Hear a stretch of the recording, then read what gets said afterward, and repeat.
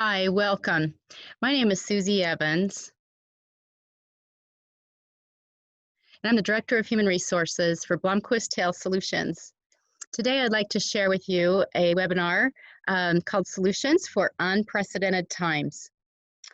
You and I face an absolutely incredible, unique environment right now, and all human resource professionals today and organizational leaders are experiencing unprecedented times. For example, the COVID-19 pandemic, heavy political opinions, racial protests, earthquakes, fires, staffing shortages, furloughs, business uncertainty, extreme social media, and information overload at every turn. I don't know about you, but there was an old saying, used to go lions and tigers and bears, oh my. And I wish that that's all we had to deal with. They are a piece of cake compared to the climate and the social issues that we are now navigating together. Before you clean out your desk, pack up your computer, and turn out the lights on your HR career, please spare a minute and consider how we can reframe our thoughts. You're invited to unite. All business leaders, employees, HR professionals, we can do this together. You are not alone. The HR community is in a unique position, better than any other profession on the planet, to make real changes in the workplace and the community that we live in. Just when we were learning to navigate a pandemic, shattering racism and violent protests take the forefront. How do we move forward? As you may notice, that all these components are creating a lot more workplace stress. After recent and continued protests after the death of George Floyd, plus the stress of the coronavirus pandemic, people will be coming to work with a lot on their minds. How can you support employees who are worried, angry, or scared? How can you work to eliminate racism from your workplace? Are you feeling pressure from all sides?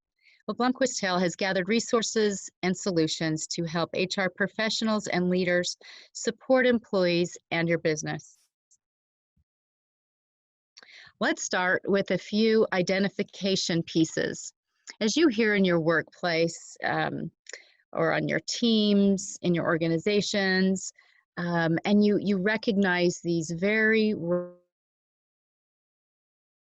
raw emotional symptoms, these are some great red flags for us to consider and really listen to, and I have solutions for you. But here are just some of the symptoms, to name a few. Not sleeping or sleeping too much, crying or feeling overwhelmed, not eating or overeating, angry outbursts, not showing up to work, productivity reduced, depression, anxiety, drug and alcohol use, violent behavior at work or at home, fear, hesitancy, and mistrust. These are just the tip of the iceberg, but if you do become aware of some of these issues going on, we do have solutions, and they are red flags for us all to pay attention to.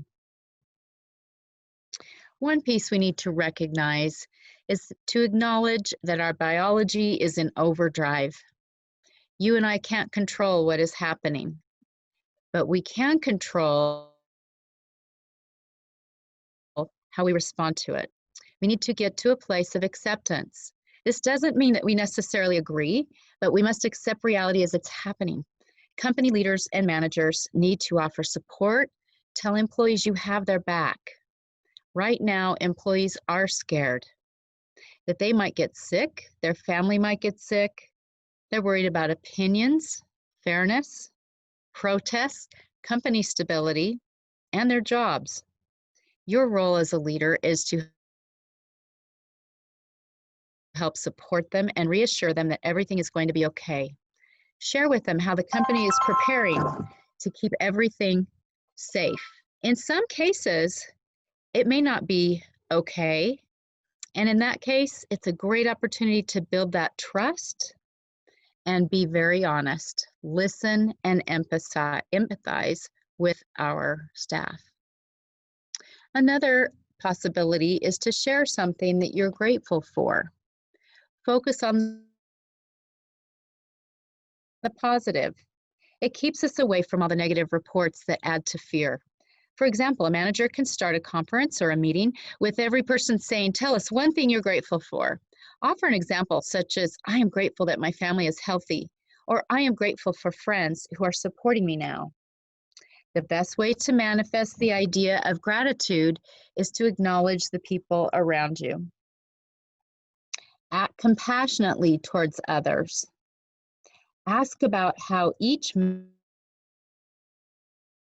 member of their team is really doing. Don't try to plow through the work. Touch bases with the person and get them to talk about what they're thinking. Show compassion and empathy during this time. It is critical. Now is the time to be a champion inside your organization so that the employees feel like they are not alone.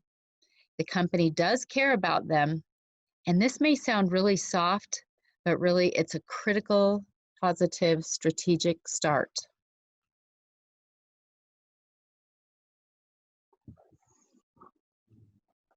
Here's some suggested actions. We have an example that Starbucks experienced.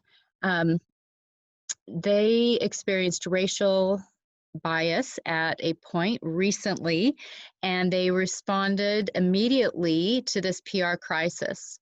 Within days of the incident, Starbucks announced its decision to close all of its stores for a one-day racial bias training program. The program was designated to create awareness of unconscientious bias, foster empathy, and build social connections. It used a 7-minute video titled "The Story of Access." This featured first-person accounts describing the emotional, psychological tolls of dealing with racism on a daily basis. After they watched the video, managers and employees talked as a group about their experiences with racism and other theories about relations. In summary, some thoughts for your organization is consider selecting a good equality training that fits your organization. Consider creating safe spaces with safe people, allowing groups to discuss the training. We have here listed on this slide also a resource tool for you to use and a sample toolkit on intercultural relations, and it is a SHRM document that might be of help to you. Another example of a company's actions, a San Diego-based firm called Qualcomm, they take a little different approach to diversity, and they call it diversity and inclusion, or D&I training. This company weaves D&I concepts into all layers of leadership, management, and professional development training. How do they do it? Similar to what Starbucks did, in that they created a safe space, but then they had difficult conversations. Organizational leaders, HR professionals, and D&I advocates are encouraged to work together to create an inclusive environment where people feel safe to speak up and share their concerns. Another group called the Neuro Leadership Institute, or NLI, based in New York, found that when a team member feels safe discussing racism openly and exploring whether racial biases are negatively impacting their decisions, the conversations are likely to have a more lasting and sustainable impact. People are often scared to say anything because they worry that if they say anything wrong, they might get fired, said Angela Nino, an HR consultant and founder of Empathetic Workplace in Chicago. It's important to create a space where people feel safe to have honest conversations where nobody feels singled or different. Another firm, a research firm from New York Center for Talent Innovation, showed that 38% of Black professionals felt it was unacceptable to speak out at their companies about their experience of bias. Their silence made them even more vulnerable to feeling isolated and alienated, and fostered greater turnover and disengagement, the research reported.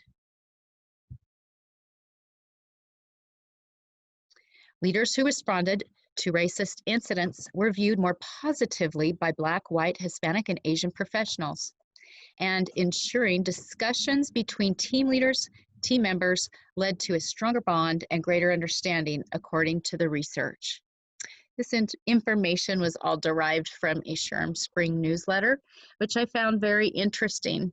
And you're hearing, as we're going through this, some common threads from very different organizations and industries. One thing from me to you, from HR to HR, leaders to leaders, sometimes it may take uncomfortable conversations to propel us forward and make the changes needed in our workplace or society. Traditional norms created in a work or home or family culture can be harmful. It may take unlearning as we form new paths towards equality and respect for each other. I know my own personal family life. I look back to my parents, my grandparents, and my great-grandparents, and I do see some unique opinions and experiences, and I do see the traditions that are passed down. And as we look at those and consider those pieces, it's important to consider the society and the activities that were occurring at the world during their time. It may have been wartime. It may have been depression time. There may have been all kinds of different uncertainties. We're facing uncertainties as well, but there may be an opportunity for all of us to do a little unlearning and forward learning so that we can move together in a more respectful manner. Sharing some more actions. Just for food for thought, if your organization chooses to hold a meeting after conducting a sensitivity training, keep in mind as you prepare for this, your organizer needs to be ready to use strength, courage, be composed and poised, and have the ability to steer emotions and opinions into a productive path during a discussion. It can be challenging. Ensure that those right leaders are ready or they are professional mediators so that we can avoid heated situations or manage escalated emotions that could occur. Number 3, listen, listen, listen. Often, this alone can be very helpful and effective. I don't know about you, but after many years in HR and many years in business, oftentimes people just do want to come in and talk. They want to share their opinions and their thoughts. And often that in itself can be very healing and helpful. And as a business leader, that does give you a good, solid insight to what some of the concerns are going on within your organization. Number 4, validate opinions and feelings with compassion. And the real key is stay neutral. It may be so tempting to share your opinion or share your thoughts about political things that are going on or protests or things that are going on and where you feel things should be positioned. But in that time, it's a golden moment for us to stay very neutral and careful and thoughtful about what we are going to say. 5, discuss the proposed changes in a work environment and follow up with that same group in a week or so. There's no need to rush. Don't feel pressure to give that employee or that group an immediate answer back. In fact, putting a little time and space between what they shared and what your decisions are, what your company's decisions might be, sometimes proves to be the best strategic move. It allows you to talk about best business practices for your organization with key leaders and make good, solid decisions that will help you not only with the issues at hand, but for the future. Here's a quick quote from Mark Marston. He's the Director of Human Resources, Allies for Health and Well-Being. He's very well known out in the HR world. This quote reads, "You cannot legislate what people think. You can legislate how people behave in particular circumstances. Just a little food for thought there. Sharing another action and suggestion slide here. There's many companies going through the exact same thing you and I are experiencing right now. So sometimes we learn a lot through what other companies are doing. Joan Williams, she's the founding director of Center for Work-Life Law and University of California. She recommends that organizations conduct internal research to identify areas of possible bias and determine what metrics can be used to measure that change. Then make those small changes, and they're called bias interrupters. And often they're effective to help curb the effects of bias that may be going on that we weren't aware of before. Bias interrupters are tweaks to existing business systems such as hiring practices, performance evals, work assignments, promotions, compensation decisions, and all those pieces should be analyzed and considered, and possibly we get into some rewriting and restructuring. Maybe we use software instead of human judgment to screen applicants or rethink criteria for performance evaluations. Another group called the American Alliance of Museums in Arlington, Virginia, tries to eliminate bias from screening processes by asking the candidates to omit information that includes their name and the names of the schools when they submit cover letters and resumes. The HR director, Catherine McNamee with SHRM, also mentioned that they expand their recruitment to include diversity-specific job boards. So just some other tips and ideas that are out there. Another key piece here to facilitate better decision-making, the NLI recommends the scenario if-then. If-then planning can help us with charged or current type situations. We can set the objective criteria for decision-making to eliminate racial profiling and other racial behaviors. Had the Starbucks manager relied less on personal judgment and more on formal rules about when to call the police, for example, the incident that occurred for them could have been avoided altogether. We have another gal named Michelle Kim. She's the co-founder of D&I Workshop, Provider Awaken in Oakland, California. She has found that developers and designers sometimes unwittingly introduce racial bias into their algorithms. A few years ago, Google Photos, was called out publicly for auto-tagging Black people in inappropriate photos. Although the company promptly apologized and set about fixing the problem, the company leaders likely also needed to rework and fix the racial bias issues of the employees who created the algorithms in the first place. So all in all here, a quick summary, 1, 2, 3, consider surveys and measurements. 2, implement different hiring practices or reevaluate how you're holding those currently. 3, consider regular sensitivity and harassment training. Moving on to our next slide, titled Civil Rights.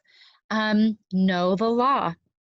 Title VII of Civil Rights Act prohibits racial discrimination in the workplace. When employees report racial harassment or discrimination, HR is often called upon to investigate the claims in a timely, fair, and impartial manner. When HR shirks that responsibility, there can be serious ramifications. During the 18 months that Leanne Hornacy worked as Uber's Chief Human Resource Officer, she led many initiatives that aimed to eliminate racial discrimination. She revamped the company's recruiting and hiring to reduce bias, ushered in successful equal pay initiatives, and hired a new Chief of Diversity and Inclusion Officer. But her laxity in investigating employers' racial discrimination claims, along with questionable personal conduct, led to her resignation. According to a Reuters report, Problem surfaced when an anonymous group of employees of color charged that Hornacy mishandled their complaints of racial bias, used discriminatory language, and made derogatory comments about several Black executives. The matter was referred to the company's chief legal officer, who retained outside legal counsel to investigate the allegations. After the firm concluded that some of the charges were true, Hornacy resigned. All in all, racism is bad for business on all fronts. Not only does it place the company in legal jeopardy, but it also fosters a diverse work culture that undermines morale, teamwork, and productivity. It makes it harder to recruit, engage, and retain diverse talent, and it tarnishes an organization's reputation and brand. And that last little piece there, I would say all of us are trying to work in the positive and work on improving all of those categories. And unfortunately, the topic we're talking about can reverse all of that hard work. On this next slide, we're just sharing a few suggestions and potential examples, as hopefully this presentation is giving you food for thought and some discussion points. Here are a few things to consider. One, to get the best results from a bias training effort, consider a few possible guidelines. Use an experienced facilitator who is comfortable managing difficult conversations and difficult people. 3, make it voluntary. People who are forced to participate can become hostile, resentful, and defensive. 4, set ground rules so that participants feel safe to explore uncomfortable topics. 5, make learning interactive. 6, provide practical, actionable steps that people can use to help them overcome bias. 7, arrange to continue the discussion. Training alone is not a single silver bullet, but it is the beginning of ongoing discussion. On this next slide, we can have some other thoughts as we move through this. One, we can weave solutions and ideas shared in employee meetings into your company values, your mission, or your goals. This can pull everyone together. Clearly outline the company policies and expectations with all. 3, utilize employment law attorneys if and when needed.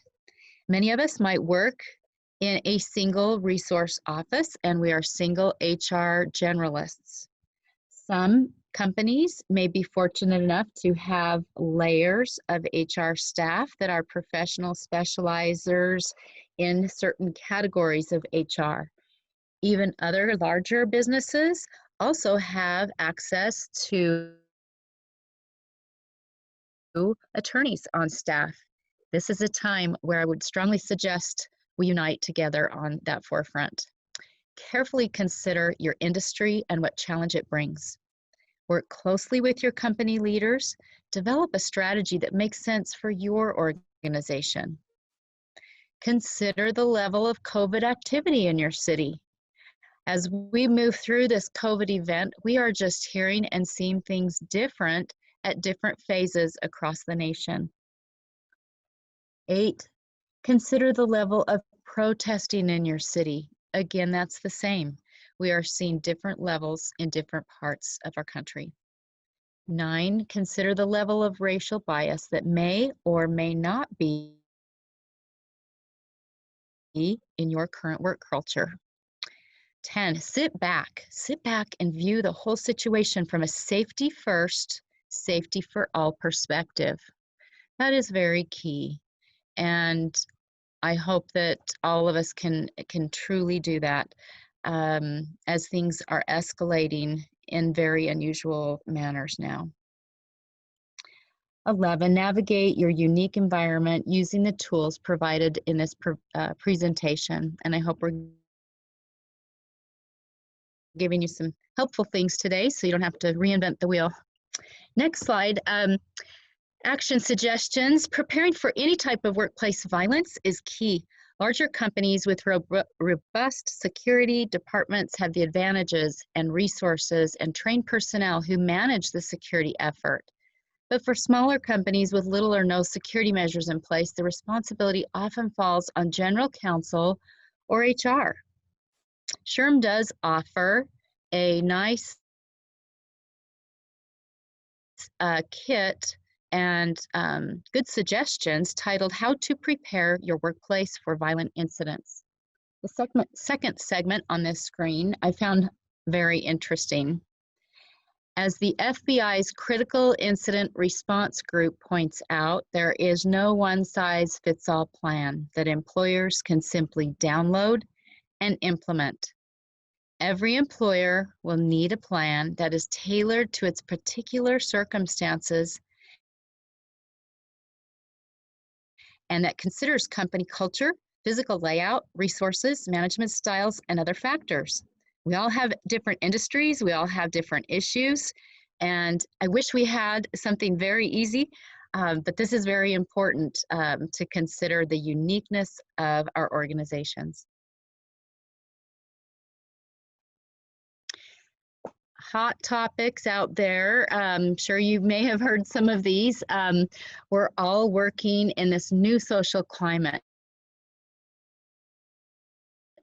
Recent health issues, protest upheavals have all come with staggering impact to workers, businesses, and our families.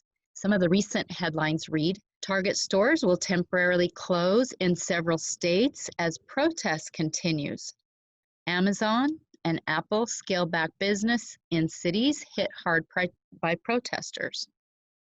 Construction projects in and around downtown Chicago were shut down. The Chicago Tribune reported that the city's Department of Building Commission instructed contractors to lock down and secure their estates and their sites and call in the National Guard. CVS has closed many stores. Amazon is limiting deliveries and altering driving routes to keep their employees safe. Small businesses are feeling the brunt of unrest as well. African and Latino immigrants saw a street in Minneapolis that they had transformed at one point that was filled with restaurants, nail salons, auto repair shops, and more fully destroyed. Peaceful demonstrators and marches continue to be held around the US and in other countries to protest police brutality and racism. And some, if not many, have unfortunately turned violent.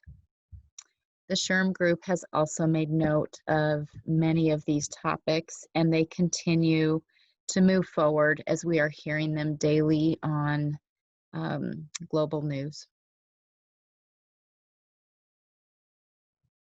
Another thought for consideration, how do we manage through emergency or disaster? How do we set ourselves up? If your company hasn't already thought about that or ever really sat down to discuss the topic, might be a good time. The scope could be managing through emergency or a disaster. It encompasses the issues of developing a plan for organizations to respond to and function effectively during times of emergency or disaster, whether it's a natural disaster such as severe weather condition or a health crisis or a disaster caused by human action or terrorism or war. It is critical that organizations have plans in place to manage operations, hopefully with minimal loss and disruptions in your normal business flow. HR professionals can play a major role in preparing for and implementing an organizational emergency plan and address these challenges through an emergency link and disaster link. On this slide here, I am sharing a helpful tool that can give you step-by-step detailed guidance in preparing a disaster plan for your company. Michael Timms is a senior HR specialist. He has been in the HR field for more than 20 years. He was introduced to HR early in his career in the hospitality industry, and he decided to return to school at Rutgers University, earning his master's in human resource management. And I like this quote that he shared. It reads, "We respect the diversity of opinion. At the end of the day, we value what everyone brings to this organization, but we also tie it back to the fact that if behavior does not follow our policies, there will be accountability." This does tell me that even though in some cases we may feel like we don't have control over everything, there are cases and things that we can do to frame that up so that we can help our group stay safe and we can ensure accountability.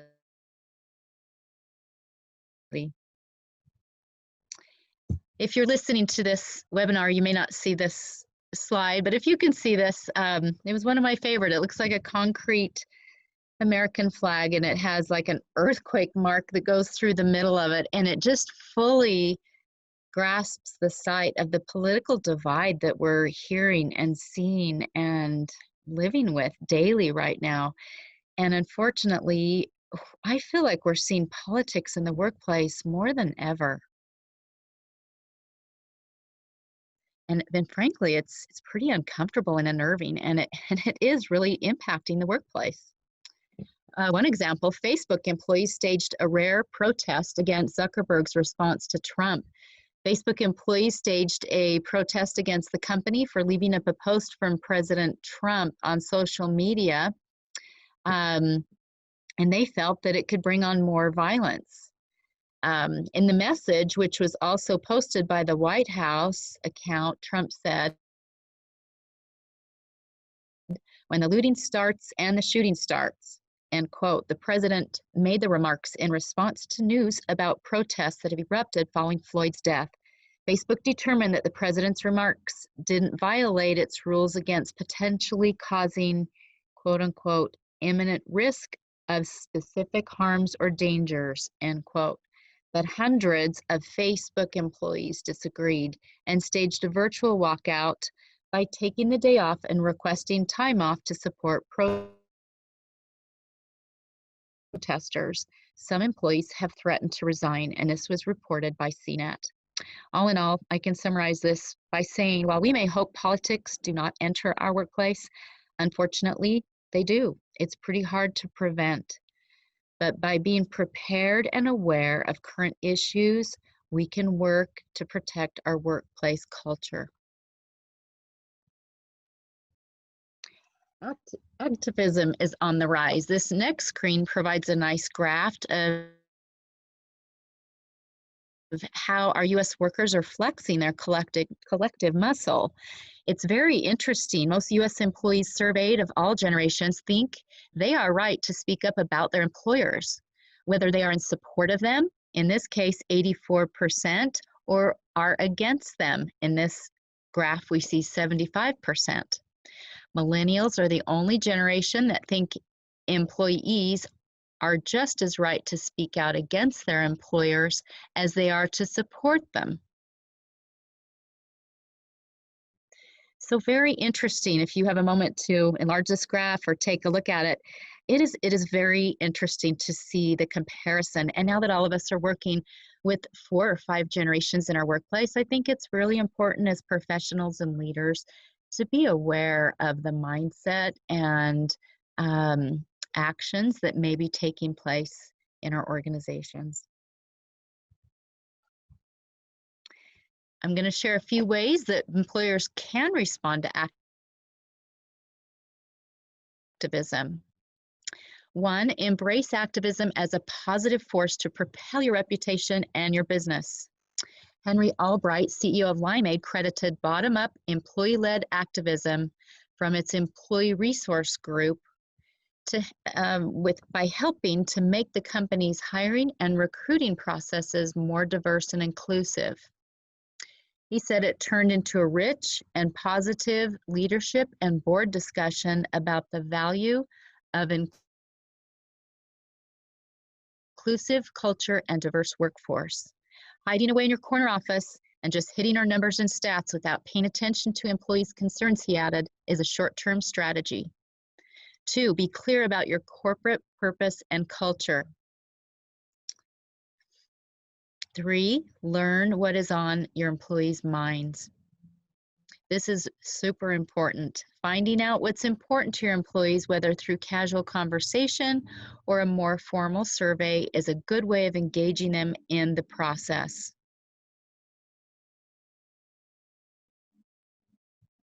4, cultivate a culture of openness and transparency. If there's logical argument to be made to do things differently and you're proactively connecting, I think you could prevent a lot of conflict and take action as an organization by engaging employees. 5, establish a response protocol. Smart companies are thinking several steps down the road about how to respond if they have a walkout. It's almost like a crisis preparation planning. Find out who the players are that are involved, how do they interact, who can take the lead, look at identifying what actions you can take as a leadership team to minimize issues. 6, clearly communicate your company values. Limeade, for example, held an all-company forum after employees expressed concern about a potential client whose product they thought did not align with Limeade's mission and values. We didn't change everyone's mind, but the fact that we were willing to acknowledge that there was a gray area was important to employees, Albright said. At the end of the day, we felt we could make that company a better place, and it was good for the world, he said of the client. 7, make your company values part of the solution.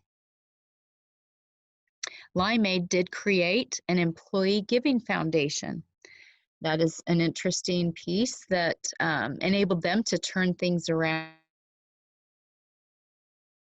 and turned into a donation and charity of their choice.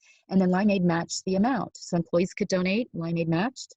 And they wanted to give people the opportunity to participate and engage in a very interactive type environment. Moving through here, we have provided some policy helps for you in this presentation. The details are at the end of the slides. You are welcome to use them to support your workplace and feel free to customize the policies to help. It demonstrates that you care and that you are committed to a work environment that treats people with respect and dignity, and that expects that relationships will be businesslike and free of bias, prejudice, and harassment. On this next slide, I'm going to share the next 2 slides. Offer webinars you're welcome to use with your staff. First is called Leading in Changing Times. The presenter is Sean Morris, LMFT. There's the link there, is absolutely fantastic. Our second suggestion is called Returning to Work During COVID-19, and that's presented by Justin Olson, CMHC. Absolutely excellent and so helpful, especially now in the phase where we are all beginning to attempt to return back to normal. On the next slide, happiness during COVID-19. Happiness often isn't a word that you hear us using, but it can be achieved. And Jody Grizzle does a fantastic job. She's an LCSW with Blomquist Hale, and that link is provided. Also, we have Taking Care of Your Mental Health, presented by Carol Ward, CMHC. And we hope that if any of these can be helpful, feel free to share them with your proper audiences. This next slide just gives a few legal quotes from a group called Unum Group Employer, and Ellen McCain is the Assistant Vice President of Legal Counsel in this employment law group. And they are touching on things for us to consider as we are looking at returning to work in this COVID environment. They ask some very key questions that I think are absolutely appropriate in any of our leadership meetings and good ways to guide conversation. Some things may be applicable and some may not be. But take a look at this slide. Feel free to print it out and take it in as part of your agenda and your meetings and discuss this. It may be a helpful guide as you're considering opening your doors again and moving into the next phases through our COVID event. One piece I would like to share, of course, we're We provide a great therapy service for your organization. So I would say set the stage for healing. Providing hope and healing by changing the language and culture around seeking mental health support is critical.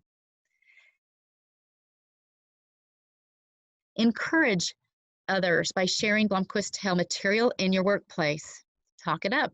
Everyone has life challenges from time to time, and certainly we all experience stress. We're all experiencing COVID and all the other pieces, and it's all right to discuss them when we have some resources to help, and it will help channel the healing that needs to begin. Provide your supervisors and managers with additional materials. You'll notice that employees will open up with their friends, with their supervisors or their managers, and arm those people with good materials and resources to be able to hand to those people at those very sensitive times. Last but not least, remember your own self-care. You are important. This is vital. Do you remember last time you flew in an airplane and the front flight staff demonstrated how to put on your oxygen masks and things were coming out of the ceiling, or they were demonstrating how to use them? The same goes here. Self-care is key. Put your own oxygen on first. Do whatever you can to take good care of yourself. Focus on how to get a good night's sleep. Remember, exercise is important. If the gym is closed, try doing a YouTube video. Try Pilates, yoga, or Tai Chi, something new. Go outside, go for a walk. I don't know about you, but the first month of COVID, I think my neighborhood got tired of seeing me take walks and laps. Every once in a while, I was like, okay, I gotta go take a walk. This is so strange to be working from home. But it honestly, truly did help. Eat as healthy as you can. Connect with your friends and family. It would help if you had a social connection right now. You'll have more time on your hands. Maybe you have less commute. Consider learning a new hobby or something that you've wanted to pick up. Work on those home projects that you've been putting off on hold and get them off your to-do list so that you can lift a little weight off your shoulders or just feel happier about your life. One piece I don't know, a lot of us often talk about stress, but another key ingredient here is we are all resilient. You are resilient. Remember that. The stress in the workplace is real, but how can we help with those overwhelming feelings? Ask yourself, what do I need to do to get a handle on it? How can I problem solve and make things better? Resilience is hardwired into us. We need to tap into it, this trait, to get control over our lives. Navigate through life in real time and tell yourself, I'll bounce back, or better still, I'll bounce forward. Dr. Richard Citron is an organizational psychologist who also holds an MBA and is the author of The Resilience Advantage. It's a very fun read. We need physical distancing, but maybe not social distancing. We should socialize and reach out and make connections right now. You may need to use FaceTime, Skype, other ways to see people that you care about. We may need to be more socially connected now and not be so isolated. And I have seen some of our companies doing some very creative things to do so within their work groups. And if you'd like ideas, we're always happy to help you with some of those ideas and share. Blomquist Hill, just as a quick review, can help with any life challenge. It's free for your employees, 100% confidential. We offer phone, video counseling, and we are moving into in-person counseling as our governor is allowing that in the state of Utah. We have an ease of access, 24/7 crisis line. Most days we are open from 9 a.m. to 9 p.m. and we offer many, many free online presentations. getting close to summarizing here. Just want to share with you and give you a bolster of encouragement. Together we can. As leaders, as professionals, as HR people, as employees, your role can be influentially positive. Your attitude of caring can make a big difference. Your awareness can boost culture and business success. Your ability to listen can save and change lives. Your knowledge of resources can lead and guide. The current climate we are experiencing is not easy. It is not pretty. However, we can pave a way for opinions, equality, healing, safety, positive, progressive work cultures, and engaged employees. That is a mouthful, but honestly, together we can do this, and you have it within you to do this as well.